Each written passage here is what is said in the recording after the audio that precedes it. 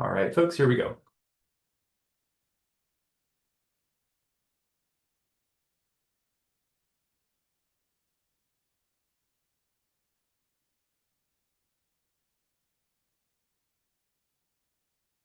All right, everyone, welcome. We're going to wait just another moment for everyone to file in and we will get started.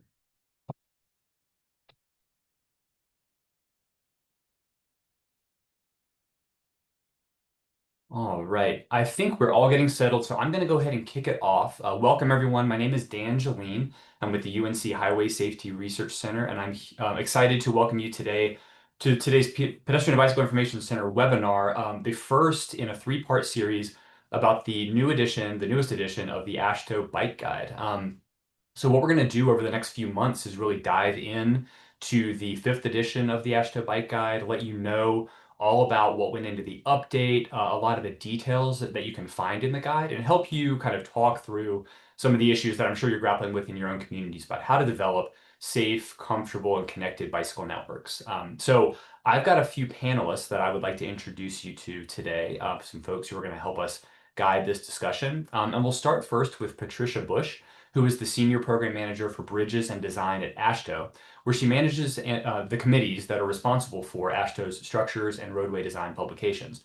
And prior to joining AASHTO, Patricia worked as a civil engineer with a range of responsibilities in both state and local governments, resulting in the development of non-technical skills that her Georgia Tech degree in no way prepared her for. Isn't that always the truth, Patricia? Thanks for joining us today. Charlotte Claybrook is with us as well. Charlotte's the Active Transportation Programs Manager for the Washington State Department of Transportation. She also serves as the Safe Routes to School Coordinator. She's been with the Washington State DOT since 2004. She was chair of the NCHRP committee for the AASHTO Bike Guide update and served on the AASHTO Technical Committee on Non-Motorized Transportation throughout the time period for which the updated bike guide was conceived, developed, and published. I'm glad to have you here with us, Charlotte. We're going to also hear from Hannah Pritchard, who's a pedestrian and bicycle engineer with the Minnesota DOT. She is also the current chair of the AASHTO Technical Committee responsible for the development of the bike manual. Hannah lives in Minneapolis, where she enjoys tooling around on her e-bike and sitting on her front porch. Amen to that, Hannah. And we're finally going to be hearing from Jeremy Charzan, who's an owner at Tool Design in Silver Spring, Maryland, where he leads the company's multimodal design practice. He's a licensed engineer in 14 states and has been practicing engineering for over 26 years. In addition to designing many miles of roadways and bikeways, he served as an author for various design guides and research, including the fifth edition of the AASHTO Bike Guide, the Ohio Multimodal Design Guide, and various NCHRP research reports. So an excellent panel that you'll hear from shortly. I wanted to share a bit about the series as a whole. Obviously, as I mentioned, this is part one of three. So today, what we're going to be receiving is a bit of a context about the historical timeline of the bike design guide, comparisons of the 2012 and 2024 editions. We're going to be getting an introduction to safety-based principles, user-centered approaches to bicycle operations, and an overview of bicycle planning tools and principles. So we're going to continue that discussion into part two, where we're going to be getting into more of the detail, the basis for design elements like sight distance and design speed, design considerations for protected bike lanes, side paths, and shared use paths, and also a bit about bike boulevard design. And then finally, in part three, we'll be touching on shared lanes, bike lanes, traffic signals, bike facilities and strategies for safety, ramps, alternative design, and getting into some maintenance, parking, and end-of-trip facility issues as well. So there's a lot to cover. It's an enormous guide, three parts. We're going to try to do everything we can to touch on these issues, but we know that there are going to be lingering questions that you all have even by the end of the series, which is why we've planned to do a couple of deep dive episodes following these formal webinars where we can grapple with some of those remaining questions, remaining issues that you all may still have.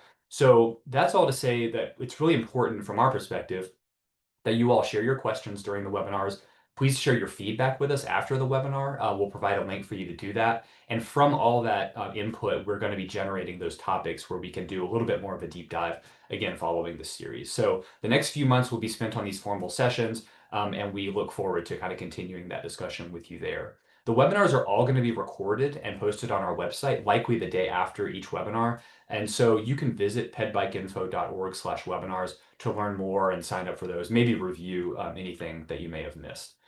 Before we get to the presentation, just a few more housekeeping items. Again, you can submit your questions at any time. You have a Q&A pane where you can do that. We're going to be sending you information about the archive. The slides are already posted, so I'll push a link out to those in just a moment. You'll be getting a link to generate a certificate of attendance after you provide some feedback for the webinar. So again, all that'll be coming to you a bit later in an email. And again, you can always review the previous episodes and sign up for what we've got coming up at your leisure. And so let me shift now to ask Patricia Bush, if she can kick us off, and we'll be hearing from Patricia, Charlotte, and Hannah, and then getting into the presentation from Jeremy. So Patricia, go right ahead whenever you're ready. Great, thank you. Welcome everyone to the webinar. AASHTO is very excited about this bike guide. I don't know if everyone's had a chance to actually look at it, but it is a completely different look from anything AASHTO has ever published.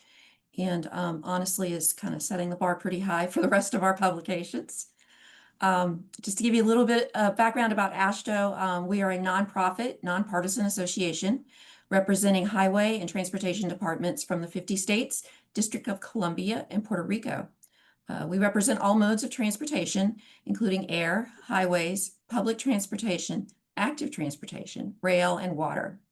Our primary goal is to foster the development, operation, and maintenance of an integrated national transportation system.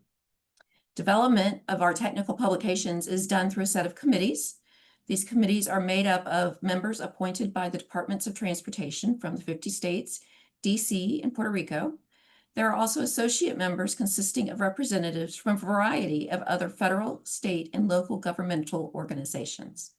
These members form smaller technical committees that are responsible for guiding the development of our technical publications through development, review, balloting, and publications. Thank you to the Technical Committee on Non-Motorized Transportation and its members for the years of uncompensated work that they did on the bike guide. So now I will turn it over to Charlotte and Hannah. Hannah's the chair of the Technical Committee on Non-Motorized Transportation, and Charlotte is the vice chair. Thank you, Patricia.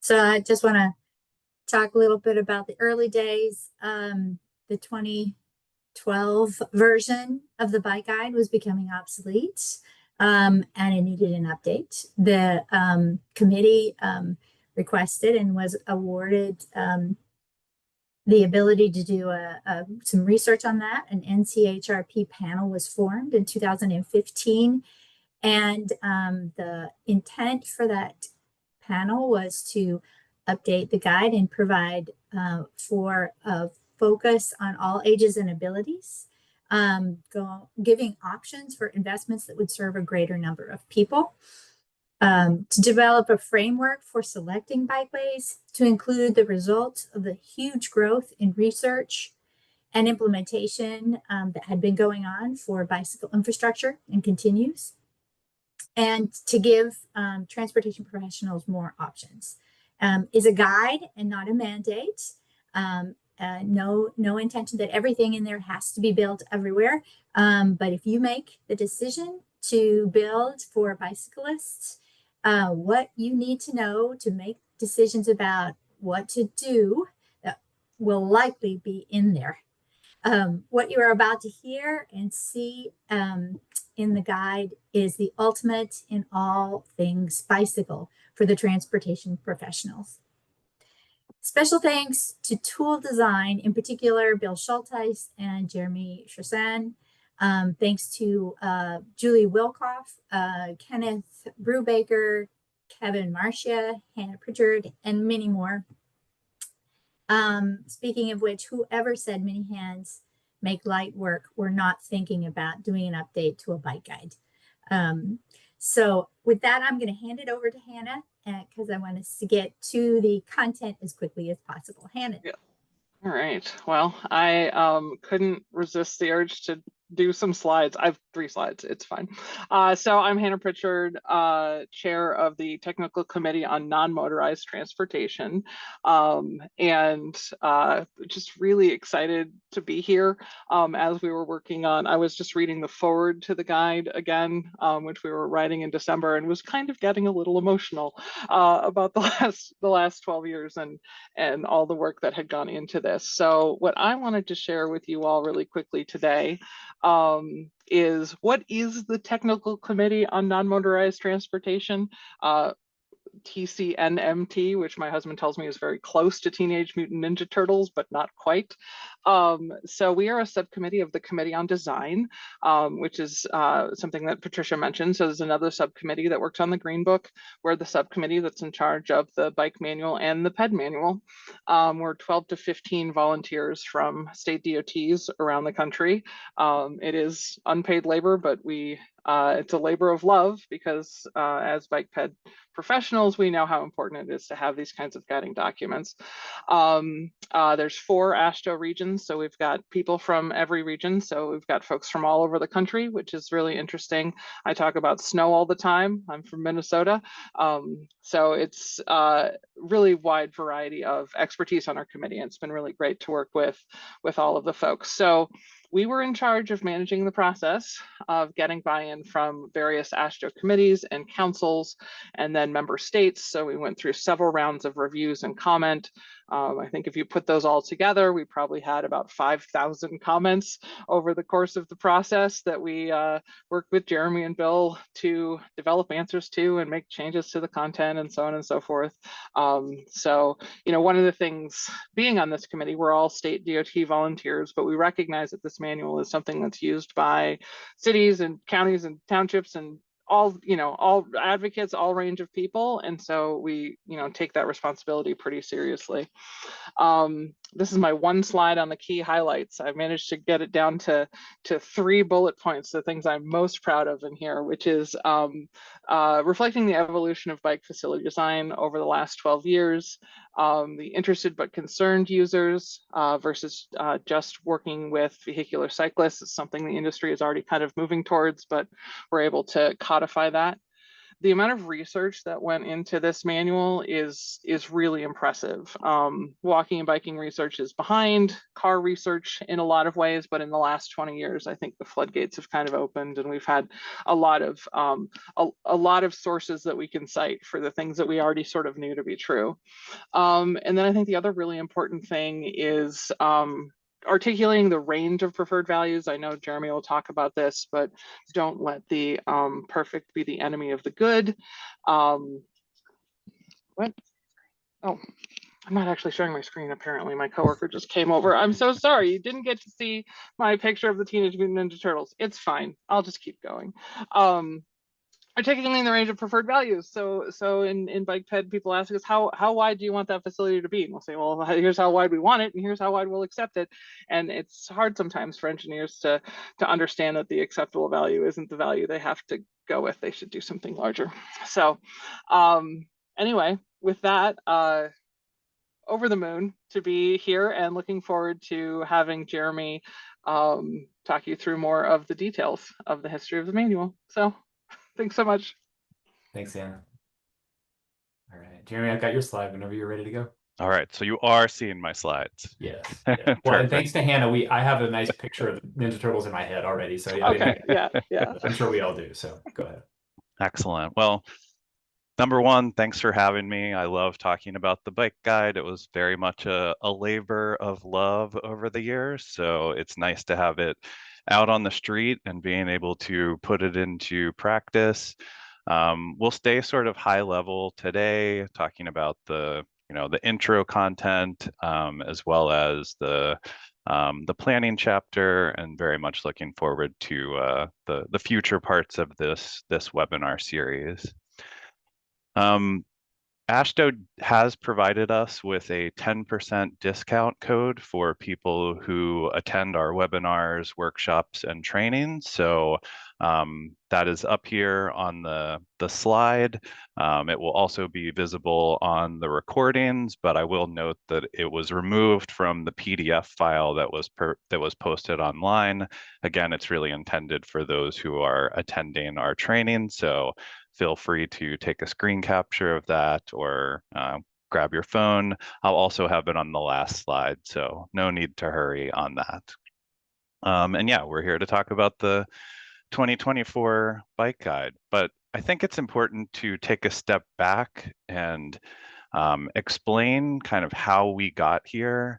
How is it that back in the 1970s, we were building parking protected bike lanes, and a lot of the infrastructure that you'll see highlighted in the AASHTO bike guide today? And how did those roads become streets with pocket bike lanes and more conventional bike lanes? So there was a report or a paper written by Bill Schulteis, Rebecca Sanders, and Jennifer Toole that was presented at TRB in 2018 that really digs into the history of the evolution of the bike guide and how we got here today.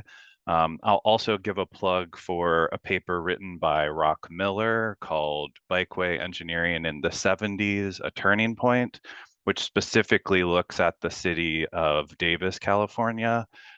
Both of these documents really get into the history, and I think it's fun to kind of look back and really dig in and understand how we got here today.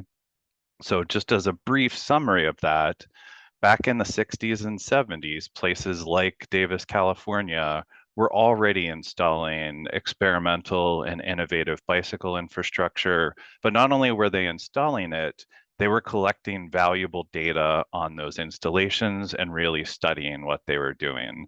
So even back then, we knew that parking protected bike lanes could have safety issues unless you restrict parking on the approaches to high volume driveways and intersections. The data from even back then was identifying that if you don't provide safe access for bicyclists to cross to get to a one-way separated bike lane, they're likely to bike the wrong way in a one-way facility if it's wide enough to accommodate that, which then also identified issues like two-way facilities do have some additional safety challenges because of the contraflow direction of bicyclists. So all that to say is there was a lot of data collected that really informed the design recommendations of Davis, and ultimately what ended up in the 1974 AASHTO bike guide. So that version of the bike guide had some of the same things you're going to find in the 2024 edition. It had the design of protected intersections. It had the design of parking protected bike lanes. It talked about that you shouldn't drop bike lanes as you approach intersections, and that there is both a wayfinding benefit and a safety benefit to marking those bicycle crossings. It talked about the use of two-stage bicycle turn boxes and queue boxes to facilitate left turns from those types of facilities. And it really dug into the safety benefits of protected intersections. So all of that was in the original versions of the AASHTO bike guide. So where did it go? A lot of this did come from feedback received from the vehicular cycling community. So there were quotes like cyclists should resist being shunted off into government-sponsored bike paths as if they were incompetent children. So a lot of this was sort of that governing philosophy of vehicular cycling, but I don't want to put it all just on that. There were other issues, things like communities passing mandatory use laws that said if there was a separate bicycle facility provided, you were required by law to use that facility. And so we did have communities that were identifying sidewalks and very narrow shared use paths as a designated bike path. And I also want to remind you, this was a time when we didn't have curb ramps at every intersection. So we were telling bicyclists that by law, they're required to use a narrow facility that doesn't meet their needs, and they actually can't get on or off of it safely. So it's not surprising that there was some pushback on some of this infrastructure back in that time period. So as a result of that sort of feedback and the mobilization of that more highly confident bicycling community, back in the 1981 version of the bike guide, things like the protected intersection were removed, parking protected and separated bike lanes were also removed, and it really relied on a lot of the more traditional or conventional bicycle infrastructure based on the feedback that was being received. But as we approached this new version of the bike guide, there was really a push to ensure that the recommendations of this new AASHTO bike guide were going to help grow and maintain the use of bicycle infrastructure, and this recognition that there are lots of people who either can't drive or choose not to drive that simply weren't being accommodated with the infrastructure that was being included in the past versions of the guide and what communities were ultimately developing. And it really centered on this question of who should we be designing bicycle infrastructure for? Is it that highly confident bicyclist that is comfortable and actually enjoys riding with mixed traffic regardless of the speeds and volumes? Or is it the larger percentage of the population, that interested but concerned bicyclist, that should be our default design user? And I can tell you, it's that larger percentage interested but concerned bicyclist. But before we jump into the actual content of the first few chapters of the guide, I did want to kind of circle back on the actual development of the 2024 edition. And Hannah and Charlotte touched on this. It was started as an NCHRP project. Bill Schulteis was our principal investigator.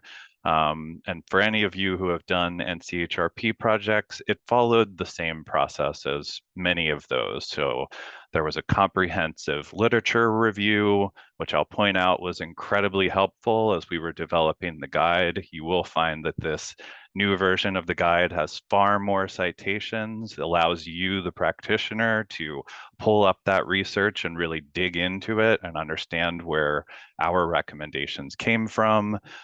So we had the comprehensive literature review, as well as practitioner engagement in the form of an online survey. So we received many thousands of responses to that online survey that really helped to drive the development process. We also had very clear goals that were established at the beginning of the NCHRP project. So those are the bullets that are identified here on the slide, that we needed to look at the comments that were received back in the 2012 edition. We needed to consider new facility types, a lot of facilities that were already being implemented in the US, but for which AASHTO didn't have design guidance. It really needed to be research-based, this understanding of what is the selection process, how do we know what the appropriate facility type is, and that, what Charlotte said before, that we really needed to consider the use of people of all ages and abilities, and that includes children.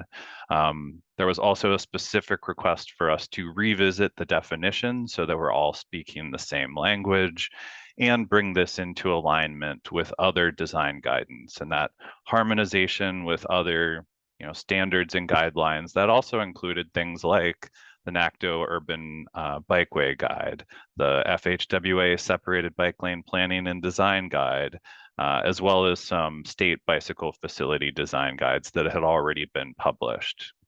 We also needed to, as part of this harmonization, look at new traffic control devices, things that had interim approval from Federal Highway, as well as things that were experimental.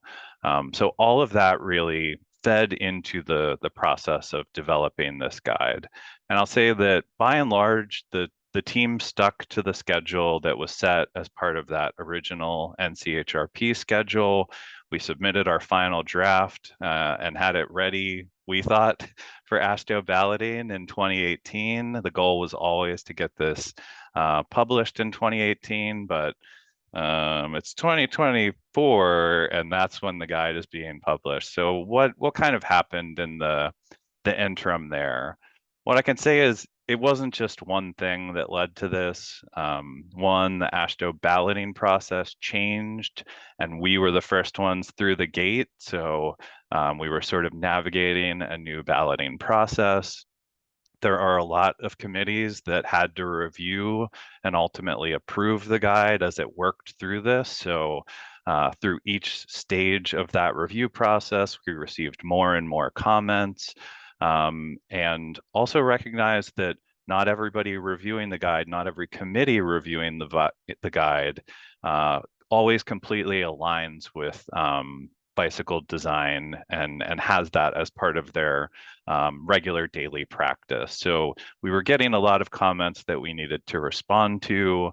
And it's also important to remember that as part of balloting, we do need to secure 2/3 of the majority in order to move things forward. So as we get comments, we largely had to address them or have very strong justification for why we were choosing to reject or not fully comply with that comment. And for example, if the comment didn't align with the goals that were set forward at the beginning, that would be a justification for rejecting those.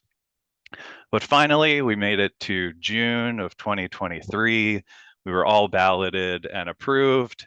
And then, so that's June. August, what happens in August of 2023? PROAG was released by the Access Board. And then December of that same year, the MUTCD was released. So the AASHTO team really had to struggle to make some quick edits to a guide that had already been approved and balloted to try to bring that in alignment with PROAG as well as the MUTCD.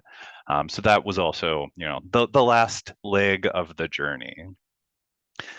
So let's look at how this guide compares to the 2012 edition. So the guide increased in size significantly. We went from 7 chapters to 16 chapters. So all those identified in red are new chapters. So that's 9 new chapters. You'll also see that there's a lot of reorganization that happened. That was a very deliberate decision with the goal of trying to make this more functional for practitioners.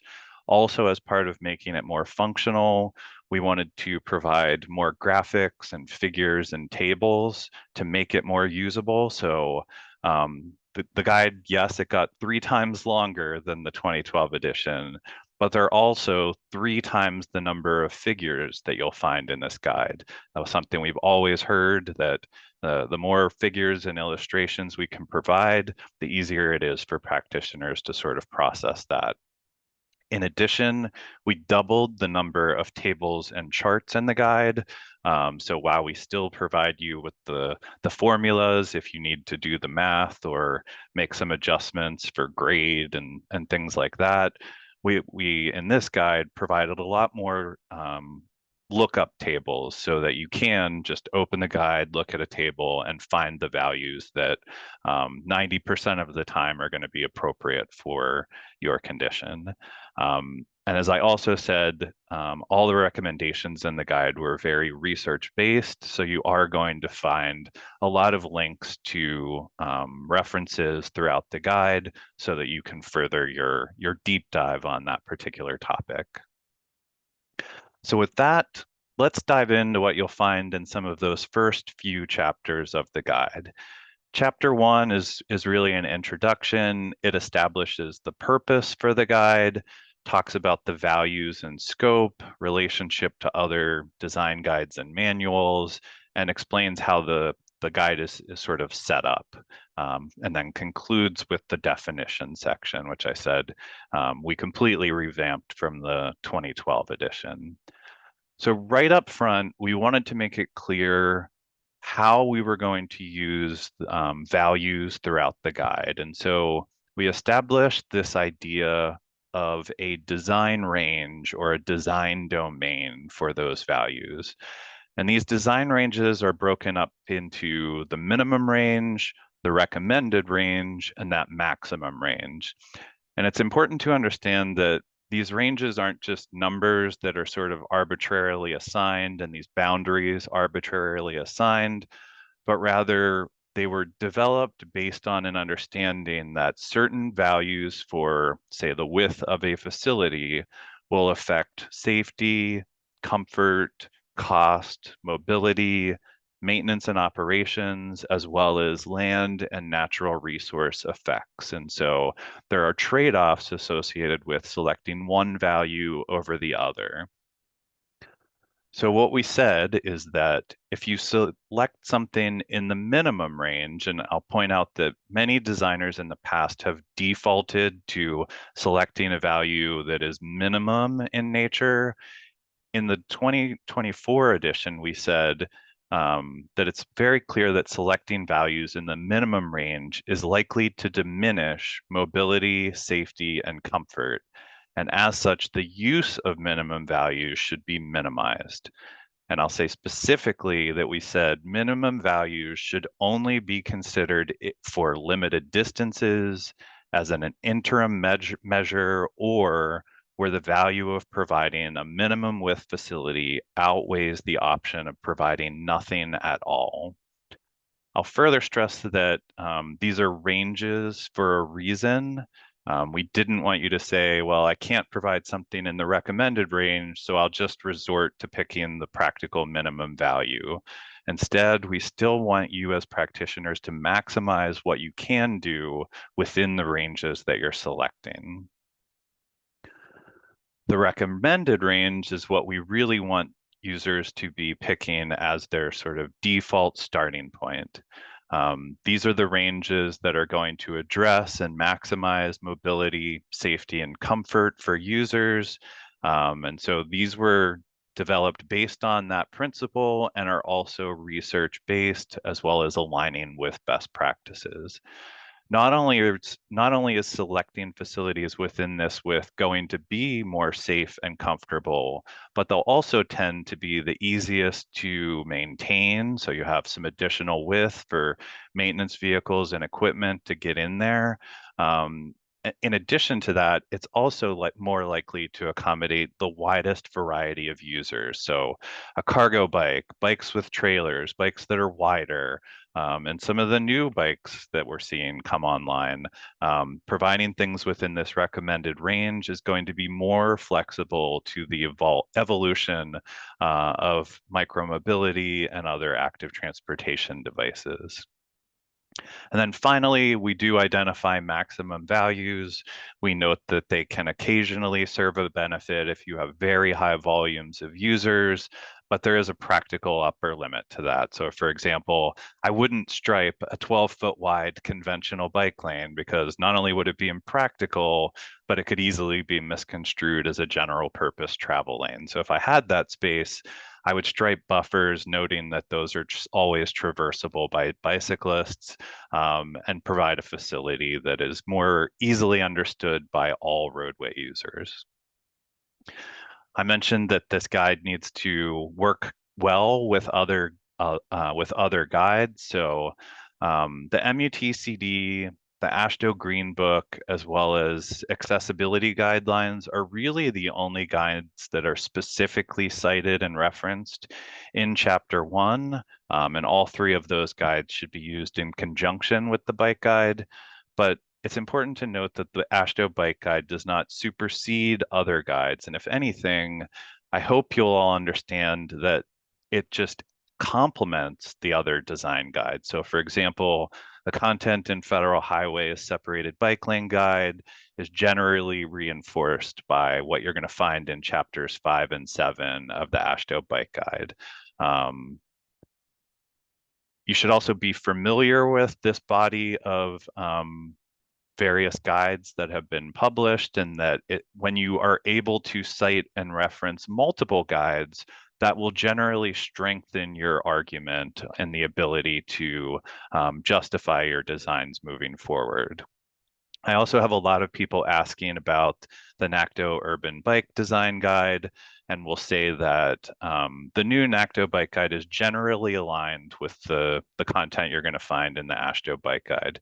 Yes, there are certainly some detailed differences, things like a couple dimensions for shy distance widths, or some of the signal timing calculations have some minor variations, but the overarching guidance is still very similar. It's also important to note that the AASHTO Green Book complements the AASHTO Bike Guide. We do see a lot of people asking about how does this relate to the Green Book.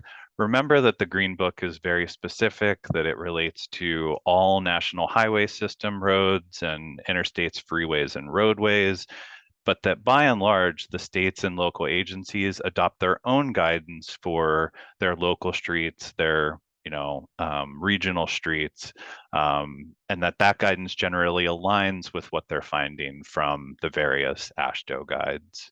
I'll also note, since the Green Book gets brought up quite a lot, that we can't do something because the Green Book says this.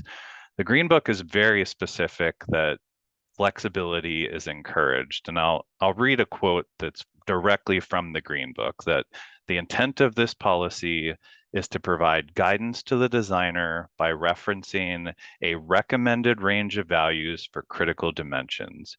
Good highway design involves balancing safety, mobility, and preservation of scenic, aesthetic, historic, cultural, and environmental resources. This policy is not intended to be a detailed design manual that could supersede the need for the application of sound principles by knowledgeable design professionals. Sufficient flexibility is permitted to encourage independent designs tailored to particular situations. So right there in the Green Book, it's telling us that you shouldn't just be doing something because the Green Book says this. You need to be thinking about all the trade-offs associated with those decisions and how that relates to safety, mobility, and preservation. And then the last guide I'll mention is the MUTCD. That the MUTCD, well, I said it before, it was published just prior to the release of the 11th edition. So, there are some minor things that aren't fully correct between those two documents, but by and large, they do align. One thing that the AASHTO Bike Guide does include is a discussion of experimental treatments that would require a request to experiment from Federal Highway. And this is the first bike guide that includes that type of experimental treatment. Anytime that we do include that sort of guidance in the AASHTO Bike Guide, it's always covered in a gray box like shown here on the screen, and references that is a treatment that's experimental and requires that approved request to experiment from Federal Highway.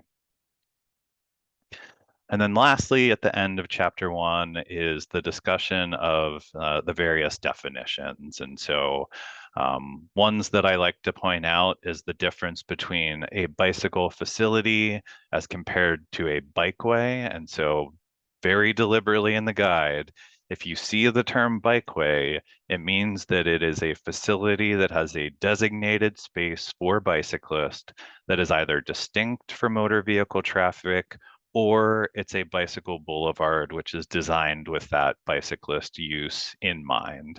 By comparison, bicycle facilities is a very general and generic term that is used in the guide to denote not only different types of I almost said bicycle facilities, but includes bikeways, as well as things like conventional bike lanes, shared lanes, and bike parking and storage facilities. So a very general term. Moving on to chapter 2, that's where we talk about operations and safety. This is the most researched heavy chapter in the guide. There's at least 80 citations in the 22 pages of this chapter, and it very much relies on safety related issues to explain our recommendations that you're going to find in all the future chapters of the guide. So this is where you're going to see a discussion of bicyclist characteristics and the importance of selecting the right design user. Right at the beginning of this chapter, we do talk about the difference in relationship between comfort of a user and how that relates to safety. And it's really important for us as practitioners to understand how people feel while traveling on a street, not just how many crashes have occurred on a street. And so what we see in digging into the research is it finds that how safe and comfortable somebody feels, whether and how often they bike, their preferences for bike facilities, and the provision of those facilities really relates to the use of a facility. So what does that mean in reality? It means that people have a perception of how safe a street will be if they were to ride on it, and that often that aligns with how safe the street actually is. So just because your street doesn't have any or many bicycle crashes that are reported doesn't necessarily mean that that is a safe street. First and foremost, crashes, even with motor vehicles, are often underreported. So the lack of there being a reported crash doesn't mean that there haven't been any.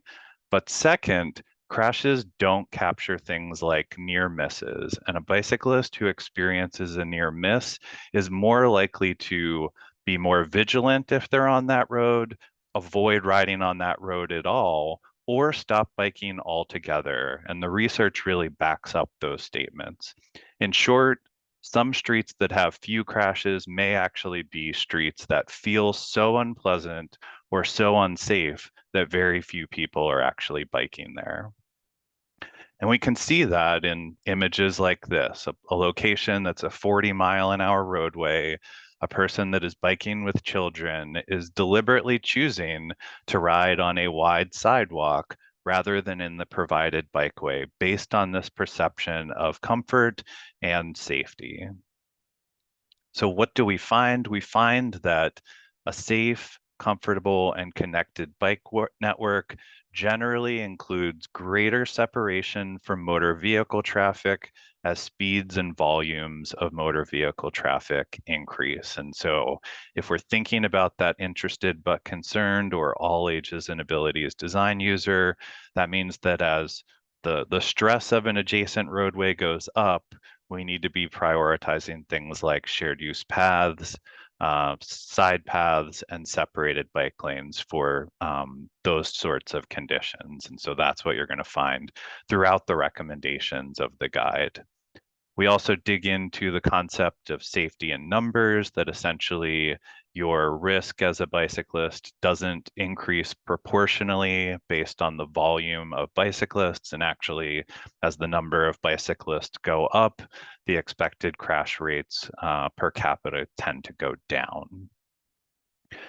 We explain all the different crash data that you will find for bicyclists, that they represent 2% of roadway fatalities and that the number of crashes is steadily increasing. Again, recognizing that crashes tend to be underreported, and also crashes that are reported by the DOTs tend to only include crashes that occur in public right-of-way. So crashes in things like parking lots, shared use paths, driveways, and even some that are in the right-of-way but didn't include a motor vehicle are often not reported or underreported in that data.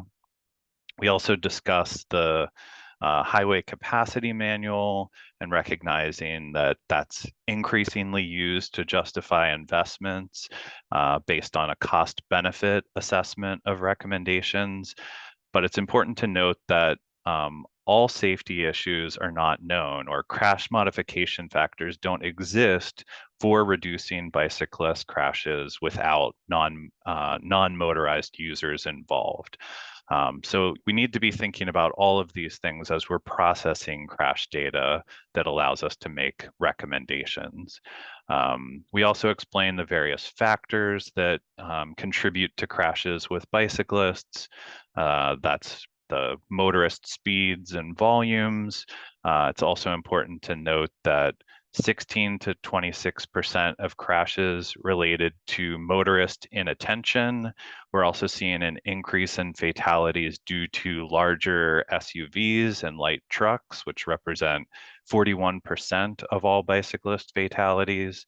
For things like other crashes, that's the fact that hospital records indicate that 50 to 70% of bicyclists treated were bicyclist-only injuries, not a crash that involved a motorist or a pedestrian. Personally, I've had 2 of those, and none of those were reported in the crash data. There are also things like uneven surfaces and manholes that affect bicyclists in a way that they don't affect motorists. So when we have potholes and surface irregularities or slick trolley or roadway tracks, those are significant factors for bicyclists as compared to other roadway users.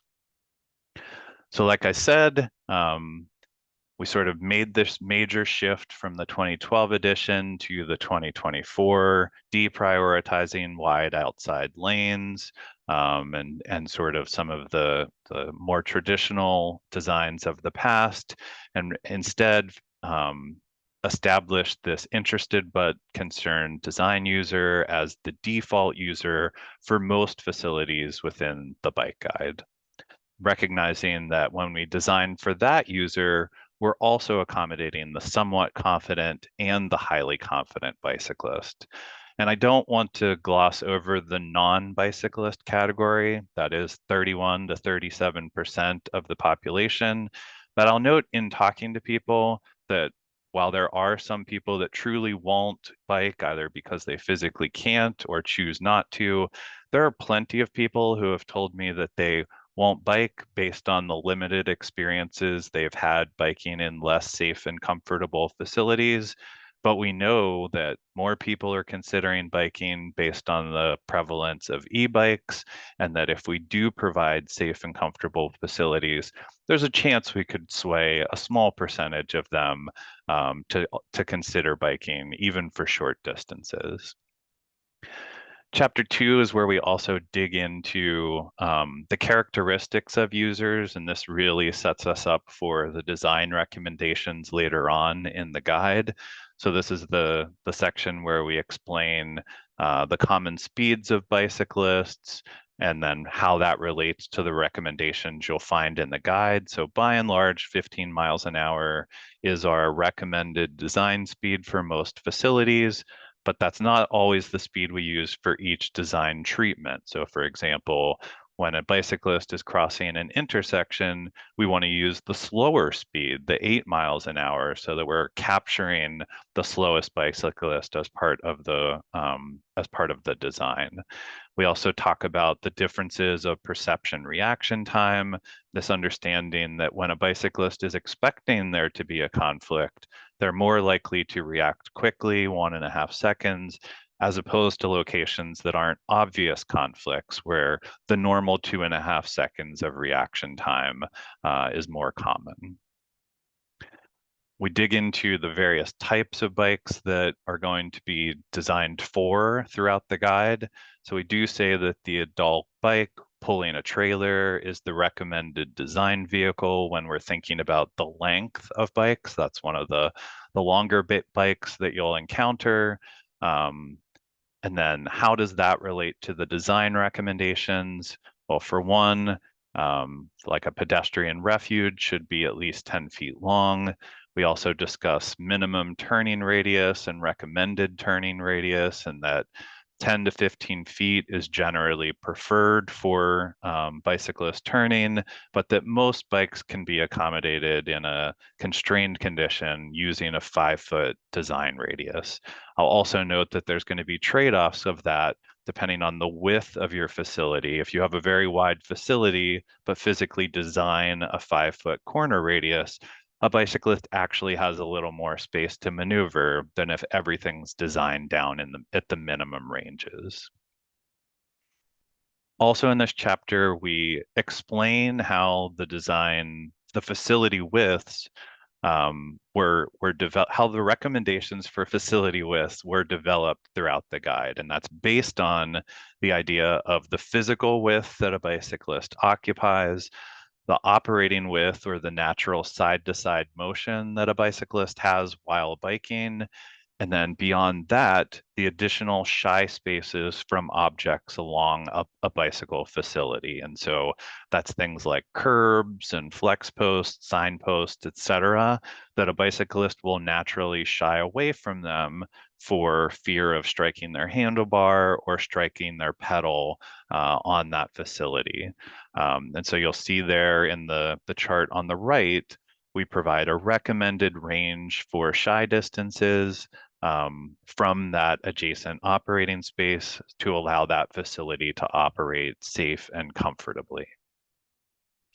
And then we also discuss some guiding principles for bicyclist safety. And what's shown here on the slide is really just a partial list of the topics that are discussed in this chapter. So it is worth reviewing the whole list that you'll find in the guide. But you know that separated bike lanes are often preferred over striped or shared lanes. One-way separated bike lanes are generally safer than two ways, and that two ways on a one-way road are preferable on the right side of the road. Again, digging into the research and ensuring that the recommendations that we're putting forward align with what we're seeing in the real world. Chapter 3 really digs into bicycle planning. So we have our introduction and establishing bicycle planning principles and the considerations, understanding what our desired outcomes are, recognizing the importance of designing bike facilities and a link to transit for that first and last mile connection, how that relates to siting bike parking and end of trip facilities, tools that we have at our disposal, and the importance of seeking public input as part of the planning process.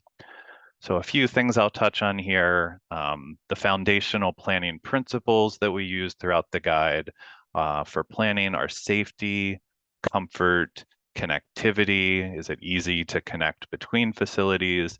And then lastly, this idea of legibility. Can a user of the network easily understand and see where they're supposed to be connecting to and from?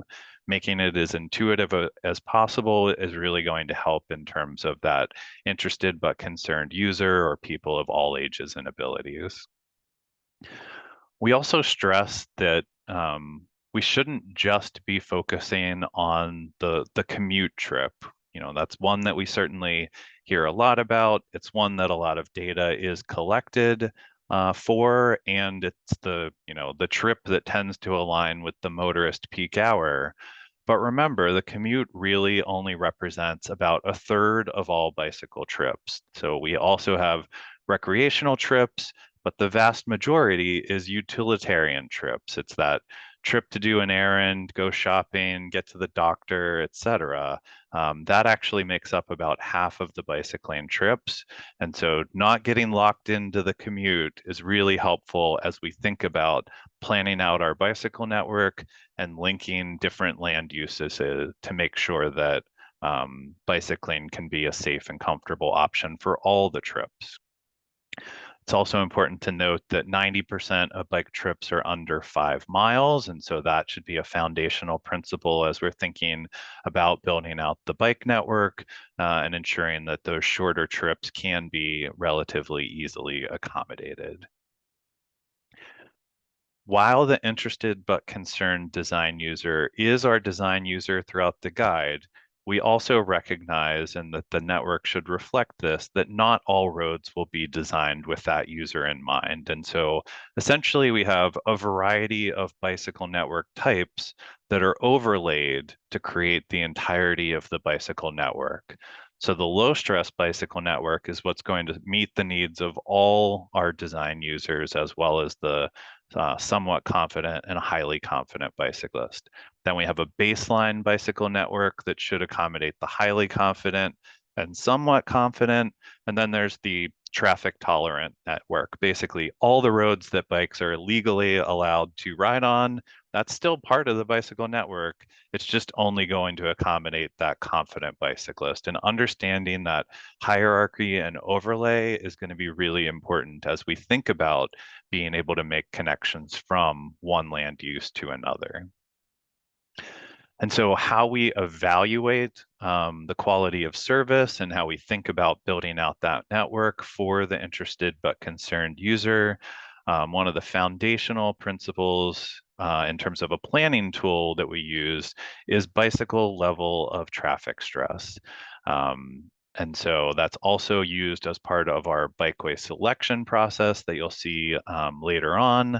And that's really an essential tool for not only laying out our bicycle master plan and developing our network, but also evaluating what facilities are already comfortable for people of all ages and abilities. This is only one of the topics that we're highlighting here in this webinar, but there are also a lot of other analysis types that we talk about in the guide. Things like the importance of looking at equity, cost benefit, travel demand and volume estimation, safety analysis, and others that are all discussed in the guide and discussed what their importance and value is in terms of planning a bicycle network. This is one that I get a lot of questions on. How do you estimate bicyclist travel demand? I'll say that the guide is not prescriptive on how you should or must do travel demand analysis. Instead, it asks you to document your assumptions, and these can be based on a community's mode shift goals as compared to its population. It can factor in the density of housing, locations of destinations, and an understanding of your overall planned network, as well as a variety of other factors that you can choose to use as part of that estimation.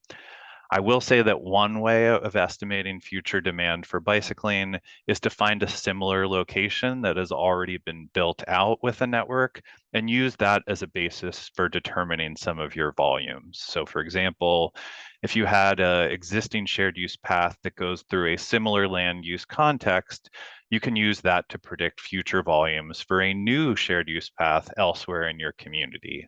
You can also look to other communities with a similar density if you don't already have a well-established network and use that for developing your baseline. We also need to evaluate the different uses of the network. So for example, is a facility largely going to serve a transportation and commuting purpose or primarily a recreational purpose or both? That's going to factor into developing your estimates. And then finally, it's important to understand that when you're building out your network, the volumes will change. So for example, if you develop one primary east-west route through your community, that route will likely pull existing volumes off of some of your adjacent streets and funnel them to that location. So we need to be thinking about that evolution of the movement of bicyclists, and as the network gets built out in different ways, that will affect how bicyclists navigate it, as well as identify more opportunities or new opportunities for people who weren't connected to that network to be added to the number of people bicycling. And then chapter 4 really digs into bikeway selection. What is the appropriate facility type based on the goals that you're trying to achieve? And I'll say that right off the bat that this content is consistent with what you'll find in Federal Highway's Bikeway Selection Guide. Frankly, I was glad that we were able to get some of the content that was being developed for AASHTO into Federal Highway's hands and get that published earlier so that this could get put into use.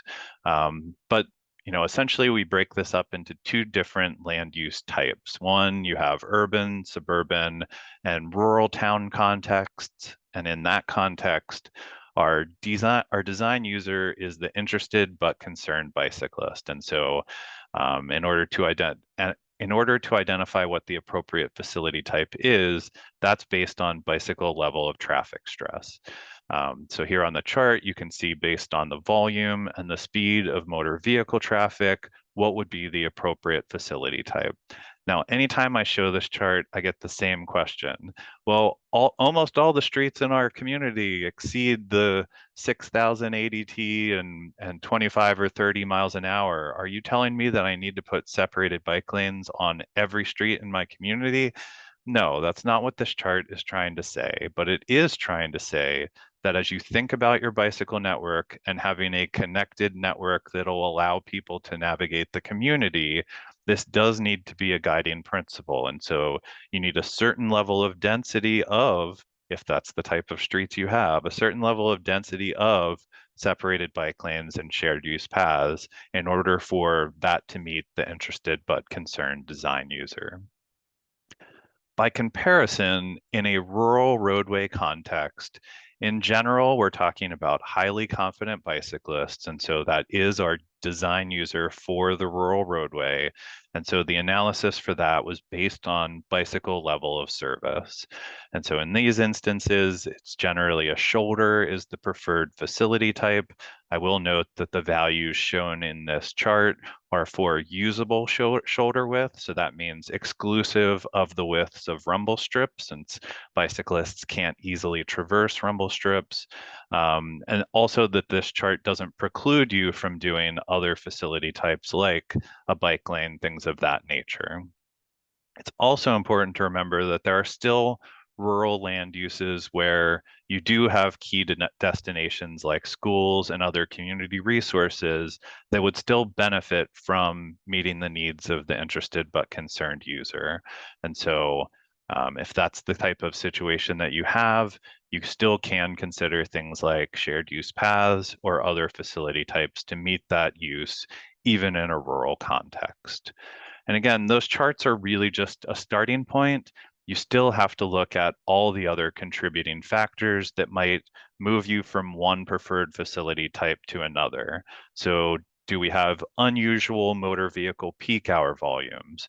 Is there a greater mix of heavy vehicles? Is parking turnover high and you have a lot of curbside activity that would make it more difficult for a conventional bike lane as opposed to a separated bike lane to work? What is the frequency of driveways and intersections? All of those things are sort of important things to be looking at as we evaluate our preferred facility type. And then also within this chapter, we walk you through some examples of how would you approach needing to accommodate the interested but concerned user based on all these factors. And so we walk you through the ideas of a traffic analysis approach. And by that, I mean, if you just look at vehicle level of service in isolation, that might give undue weight to a motorist. So we touch on that by projecting traffic volumes 10 to 30 years in the future, almost always has resulted in inaccurate models that create overcapacity roadways. And so we need to be not just looking at motor vehicle level of service, but factoring in how does prioritizing that user affect other users. We talk about things like lane narrowing, removing lanes or road diets. How can we reorganize the street or make changes to on-street parking? What if we reduce the bikeway width from the recommended range to the minimum range? What if we reduce motor vehicle volumes and speeds by shifting that traffic to another street? And so we walk you through that. And so the last one here, 4.5.2. And there we give you kind of a sample example. We have a 48-foot curb to curb roadway, and we discuss how you might apply these different strategies to achieve your project goals. Again, it's just one example, but it helps to illustrate how you would put some of these into practice. And then lastly, we know that not every street as part of your project type can be designed to accommodate that interested but concerned user. And so if that's the case, then those are the situations where we need to be looking at adjacent roadways that might be able to better serve that design user. Now that's both a planning idea as well as a project implementation idea. So we need to be looking at that at the planning level and saying, this particular corridor, can it actually if we put that red line on the map, is it ever going to be possible that we can do, let's say, a separated bike lane on that corridor? And if yes, does that mean that we could do a separated bike lane in the existing curb to curb, or we can only do that when that street undergoes some significant major reconstruction activities? And if that's the case, and that's not in the cards for the foreseeable future, maybe it's also important to be identifying an adjacent parallel corridor in the short term that can serve as that preferred facility or that preferred routing until that larger capital improvement project can move forward. So those are the first 4 chapters. I'll leave this slide up for just another moment or two, just so you all can see the 10% discount code there. Again, take a snapshot of that or watch the recording later, but it's not going to be on the PDF slides. And with that, I suspect that there's probably a gazillion questions in the chat. So I'm looking forward to seeing how I can help you a little bit more. Great. Thanks so much, Jeremy. A gazillion and one, actually, Okay. if I counted correctly. Yeah. So let's get into them. And, I'll preface this by saying we won't have time to answer every question, but that's not necessarily going to be an issue because we have 2 more sessions coming up where we may get into some of the issues that you're wondering about. So if that happens, just sit tight. We'll hit a lot of these issues later on. And then we are going to be scheduling those follow-up deep dives. So between those, I'm hoping we can get a lot of these answered. But let's go ahead and take a moment to dive into some of these. And I wanted to start back. We think about the guidance development and what all goes into that. What are we looking at broadly? And there were several questions that came in about sort of emerging devices, emerging bicycle and vehicle, low-speed vehicle types, e-bikes, micromobility, recumbent bikes, people talking about pedicabs, these non-traditional bicycles that people are wondering how did these are incorporated into, or how did they affect the guidance that was developed? I mean, do you come into this guidance development process with a standard design vehicle, the speeds of which might be different over time? These are emerging vehicles, so the research is maybe catching up. How do you handle something like that with a guide development process like this? Yeah, and so, if we think about that, this guidance, we started it in 2015, and so that really was our starting point of what types of bikes and other micro-mobility devices are in use at that time.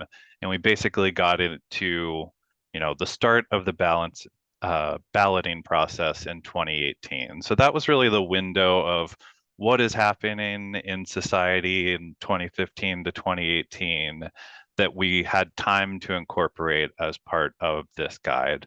Once it moved into the balloting process, the idea of moving new content in was sort of largely out of our hands. But I will say that that was a deliberate recommendation as part of the guide's development, that if you look at that slide that had the types of bicycle facility types, that also had scooters and other types of micromobility listed. Some of those were wider facility or wider bike types. And so while, we didn't envision all of the potential micromobility devices or other types of bikes as part of the initial guidance development, if you do design in that recommended range, that is going to accommodate a larger variety of bikes, some of which we haven't even seen yet. Okay, I understand. And please, we have other panelists who can jump in too. If you have Hannah, Charlotte, Patricia, if you want to jump in on any of these, please feel free. Yeah, so we in Minnesota, we're working on our statewide bike plan right now, and we've sort of referred to these micromobility devices as bike-like modes. So it's our Bicycle Plus plan.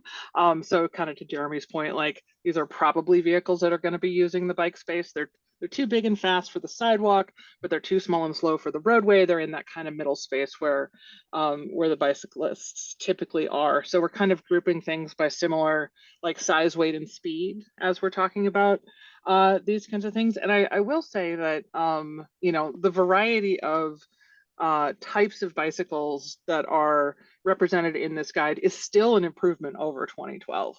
So I think the previous version had your like single conventional two-wheel bike that John Forrester would ride, and that was pretty much it. And so we're starting to get into the cargo bikes and like e-cargo bikes, and they're turning radius and stuff.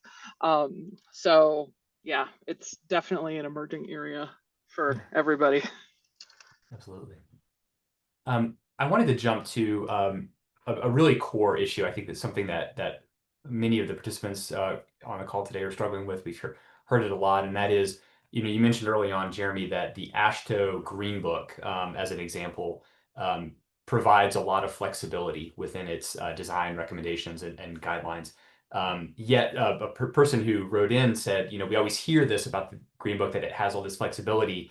Yet the question that always comes back when the engineers and designers are asked to do something is, well, what if we get sued? What if there's a lawsuit, that happens as a result of this? We need to stand behind something.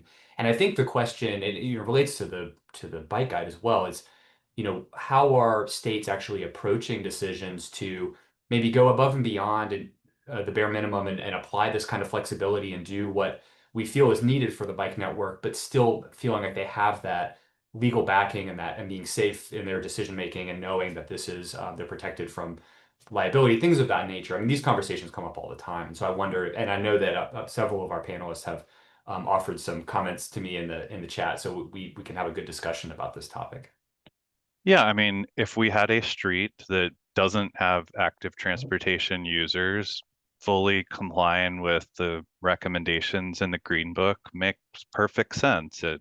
It's justified, but on streets that have competing uses and competing users, that's what the Green Book is trying to tell us, that we need to balance the needs of all of those users to address safety, comfort, and mobility. And so one thing that I always find is important on actual projects that we're developing is to clearly document the decision-making process. If, a basis of design report, having something in your file, something in your deliverables that clearly explains how these decisions were made and what those are justified by. And some of that will be that, the AASHTO Green Book or the AASHTO Bike Guide have these as their recommendations, and here were our competing interests, and this was a decision based on X, Y, and Z. Having that in writing to justify your decision-making process is an important way of having a document that explains that process in a transparent manner.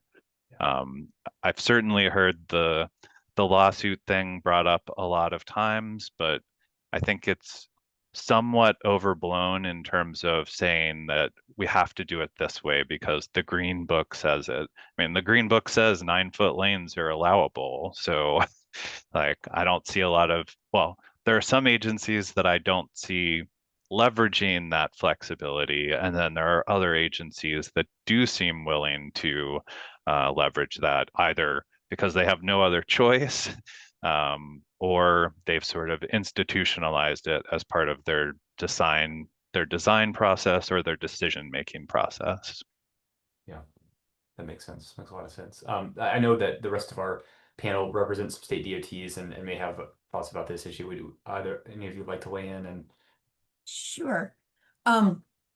We've had several state attorneys, both within the state DOTs and within the state attorney general's offices, tell AASHTO that, again, as long as these decisions are documented well in the files, that they are happy to go to court and defend the DOT on these designs. And that's just a good practice for project management anyway. So it shouldn't be additional work. It might be a little bit, but I know it's a frequent concern expressed by engineers, but the attorneys are telling us that it should not be. I will also say that people tend to pull values out of the Green Book from charts and tables, and that they get those stuck in their minds. So we really recommend that designers, if there's a discussion coming up where they say it can't be done, to read the context, read the text around these tables that explain the thought behind it, where you might vary from it, some special considerations that aren't shown on the table, things like that. Right. And I will also note that the next edition of the Green Book is under development. And one of the guiding principles that they're trying to do is make it so that the flexibility is much more obvious to the designers who are using the guide. And it's much more encouraging of them to exercise that flexibility on a project by project basis. Right. Thank you, Patricia. Hannah. Yeah, I think I'll just add, echoing everything that Jeremy and Patricia said, but also like being a little bit careful with the flexibility concept, because I have had it used sort of against us, right? Well, if we have to be flexible, walking and biking should be flexible too, right? And I think that's part of the reason that we have that design range that Jeremy talked through, is because we are like expressing our flexibility here, but there are places within the design of the bike ped facilities where it's like, no, we do really need to be firm about like a 4-foot sidewalk is not a bike facility kind of thing. So it's, you have to really there's a lot of nuance to the conversation of flexibility with respect to who's being asked to be flexible. Charlotte, did you have anything to add before I move on? Okay. No, I just wanted you to know I was here and Okay. I'm nodding. Excellent. All right. Well, I wanted to pivot to another really good. I thought this was a great question because you talked about the timeline it takes for the development of this guide especially, but any good guidance is going to be based on research, right?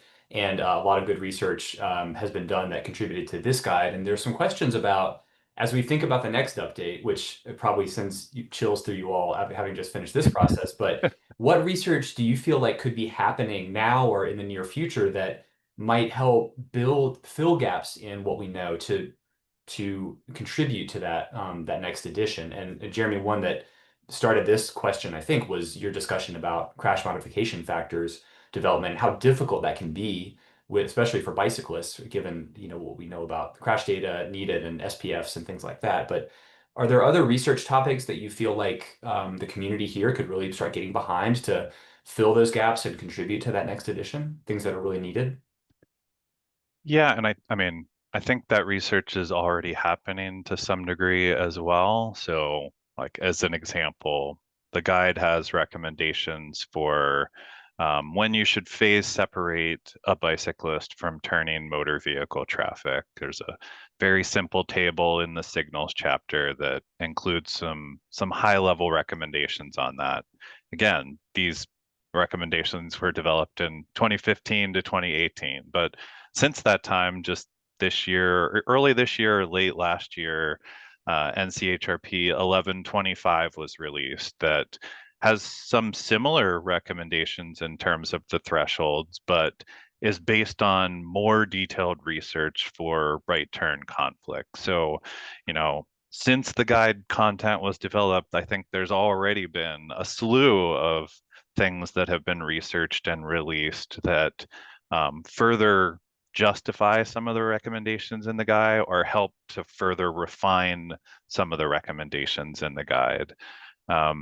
I think another topic that, and I feel like I've mentioned this to Darren before when he's asked me this question, is the design of roadways for motor vehicles and how that has been affected by the development of motor vehicle technology. And so, I have looked back at the old, I think the it's a red book, but like the precursor to the green book, and nothing has changed in terms of geometric design for roadways.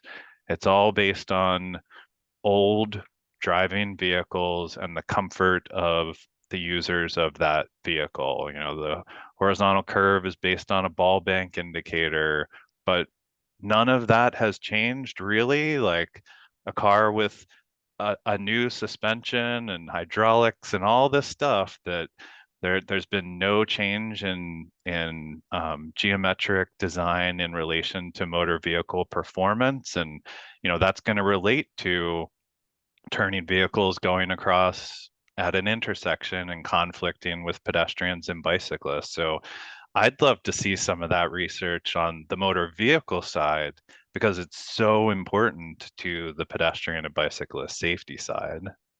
I'm gonna jump in here to add on to what Jeremy's saying, because the operational characteristics feels kind of boring, right? Like some of the other like research is just like a lot more exciting and like, you know, you want to talk about it at a cocktail party or whatever.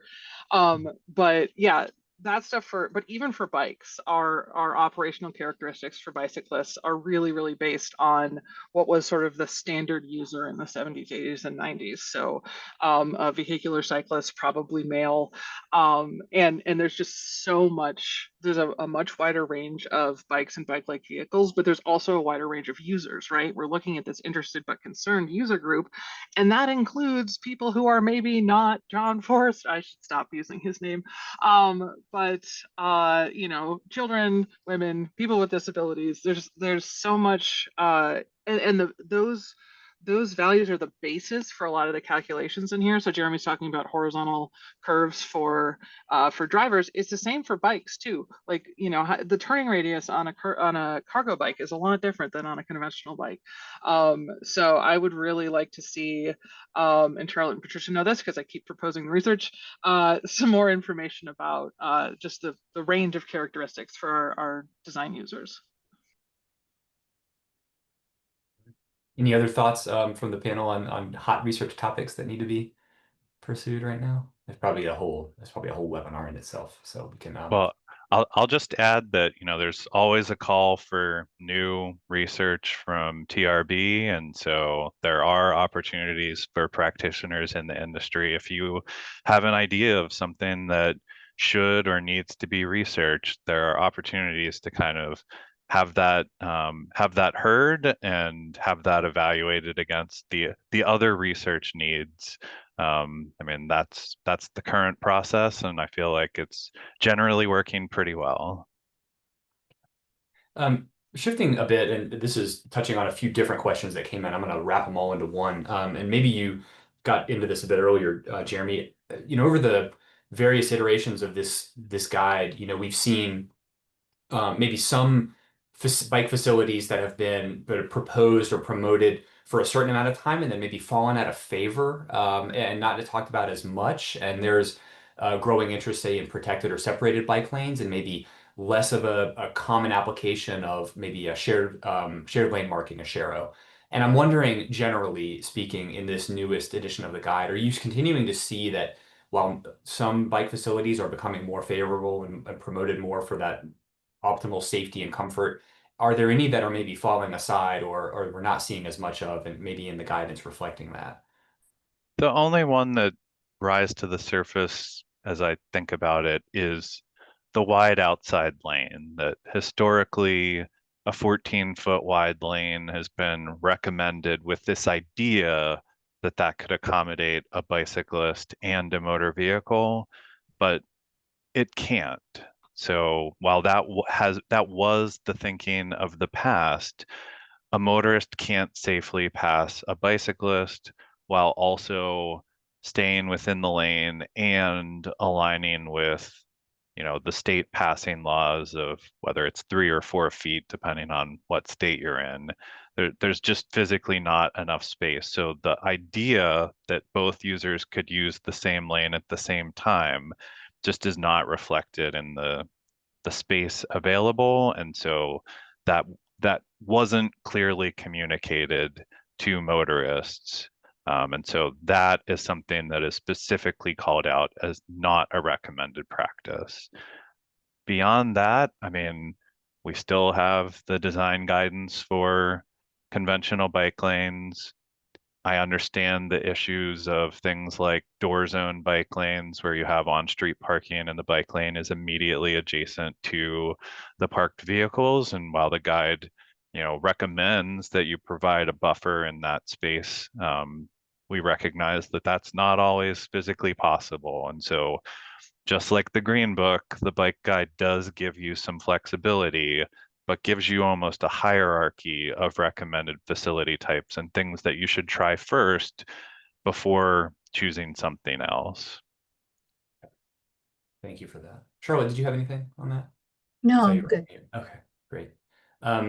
Yeah, and you're hinting at some issues that I think we'll probably get to in future episodes, diving in a bit more to some of the bike lane conversations, door zone issues. There were some questions, Jeremy. Maybe this is just a clarification. We are going to be getting to bike boxes at some point in the series, right? We'll have a conversation about those. So those of you very concerned about bike boxes, and there are many of you, we'll have that coming up. So please stay tuned.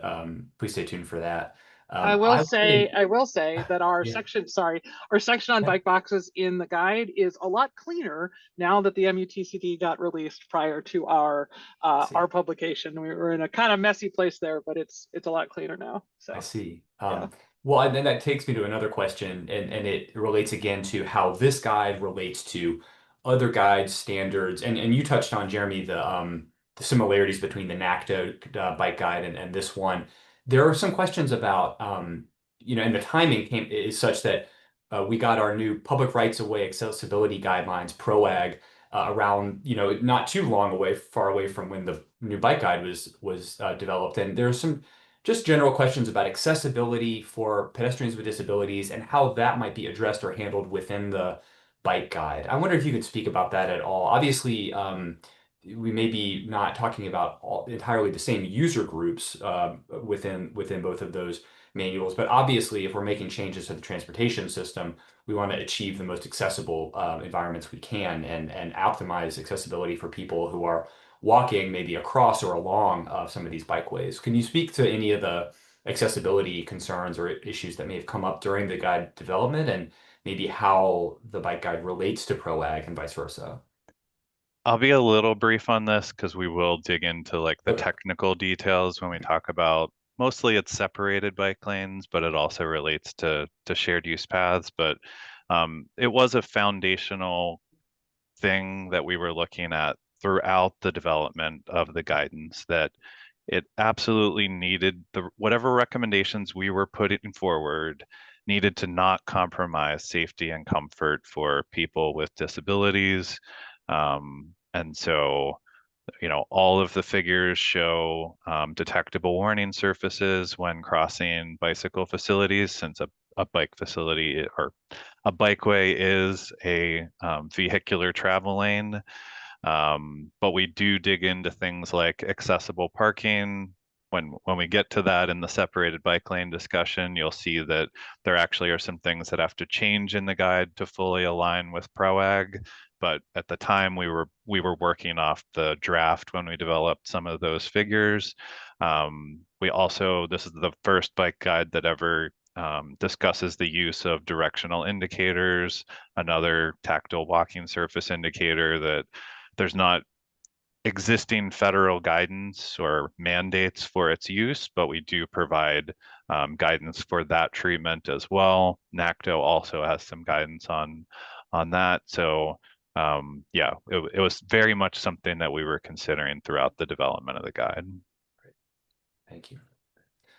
One final question, or maybe a final, I would probably sneak another one in too after this is, there are a good number of people on the webinar today who aren't necessarily with transportation agencies, but they're community members, advocates who are very interested in seeing more safe and comfortable and all ages and abilities facilities in their communities. How do you recommend they could use this new guide to begin some conversations with their local transportation agencies? Maybe if they have been traditionally maybe reluctant to develop these kinds of bike facilities. Where should that conversation start? And is there anything within the guide that could specifically, as you see it, be used by that type of a non-technical audience or an advocacy or a community member audience to start those conversations? Yeah, so I guess three things off the top of my head is one, being able to ask the question of does that agency's guidance align with the guidance of AASHTO? That's always a transitional period when a new AASHTO guide comes out that the states then work to update their design guidance to align with what they're seeing in AASHTO. The AASHTO Bike Guide is always a resource that state DOTs and other agencies can use as part of their design development. But what I tend to find is more often than not, practitioners are simply looking at that agency's design guidance and ensuring that whatever designs they're moving forward align with that. And that if you are suggesting to align with some other design document, that needs to be a discussion pretty early on in the design process. In addition to that, I'd flag what I said in the planning chapter, that we do highlight the importance of public engagement as part of not just the planning process, but project development in general, so that you are getting that public feedback as part of the discussion. That's also going to help us to understand, where people are trying to get to and from, and are we accommodating that need? And then the last piece I would add is, it can be difficult for the public to know what's in the bike guide, short of attending, sessions like this where we're highlighting content that's within there. So it's not a guide that is freely available online. So instead, it does need to be purchased. And so from the public's perspective, I would you can ask to see the state's copy of the guide. Some have a easier process than others of being able to view the guide.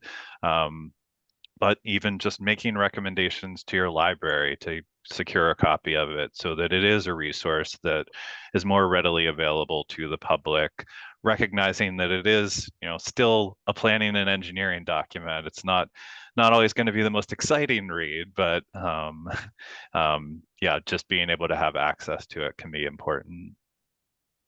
Let me just say real And quick, Hannah, yeah, with respect to working with maybe your city public works or your state DOT or something like that, I can't emphasize enough the importance of building relationships within those organizations.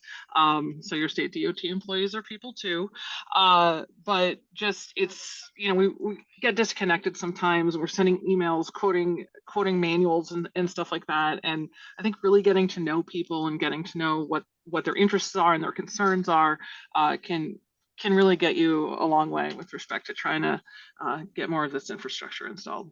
So. thank you.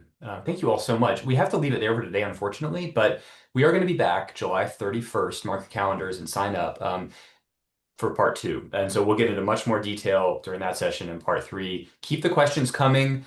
Please submit responses to the questionnaire that I posted a link to in the chat. If that doesn't work for you, try to copy and paste. Some folks are having trouble with it, I think. It'll come to your email as well if you forget. We want that feedback. We're really already starting to think about what are those deep dive sessions going to look like at the end. And we've got a month to prepare for part 2, so maybe you tell us some things that we can work into that presentation. So let me thank again Patricia Bush, Charlotte Claybrook, and Hannah Pritchard for all their work on this and for joining us today, and Jeremy Charzan and your team for putting this together and sharing this technical detail with us. And we'll welcome you all back next month and the months after, and hopefully you all can still make it to those episodes. So thanks again. We'll talk to you again very soon. Thanks, everybody.